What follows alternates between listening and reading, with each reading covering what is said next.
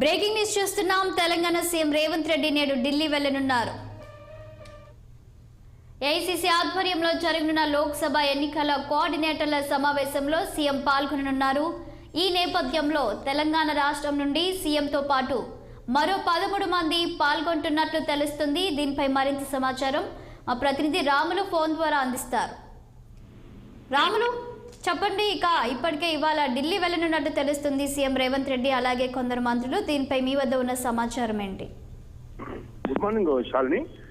ఇవాళ సాయంత్రం ఢిల్లీలో ఏఐసిసి ఆధ్వర్యంలో కాంగ్రెస్ పార్టీ లోక్సభ కోఆర్డినేటర్ల సమావేశం జరుగుతుంది. ఈ సమావేశానికి ఏఐసిసి అధ్యక్షుడు మల్లికార్జున ఖర్గే అధ్యక్షత వహిస్తారు.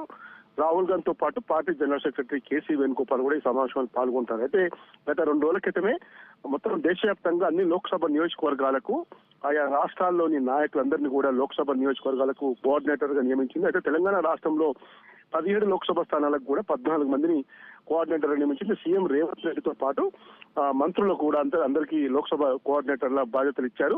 ఈ నేపథ్యంలోనే ఇవాళ జరగనున్న దేశవ్యాప్తంగా జరగనున్న లోక్సభ కోఆర్డినేటర్ సమావేశానికి రాష్ట్రం నుంచి సీఎం రేవంత్ రెడ్డితో పాటు మంత్రులు 11 మంది, మరి ఒక 2 మాజీ ప్రస్తుతం ఎమ్మెల్సీ జీవన్ రెడ్డి, నిజామాబాద్ జిల్లాకు చెందిన ఎమ్మెల్యే మాజీ మంత్రి సుదర్శన్ రెడ్డి, మొత్తం 14 మంది ఈరోజు తెలంగాణ నుంచి పాల్గొంటారు. ఈ సమావేశంలో చాలా కీలక సమావేశం కాబట్టి కంపల్సరీ అందరూ కూడా రావాలని చెప్పి ఇప్పటికే ఆహ్వానాలు ఇచ్చారు. ఇప్పటికే మంత్రులు కొంతమంది ఈ రోజు ఉదయమే ఢిల్లీకి బయలుదేరి వెళ్లారు. ముఖ్యమంత్రి రేవంత్ రెడ్డి మాత్రం మధ్యాహ్నం తర్వాత ఢిల్లీకి బయలుదేరి వెళ్తారు.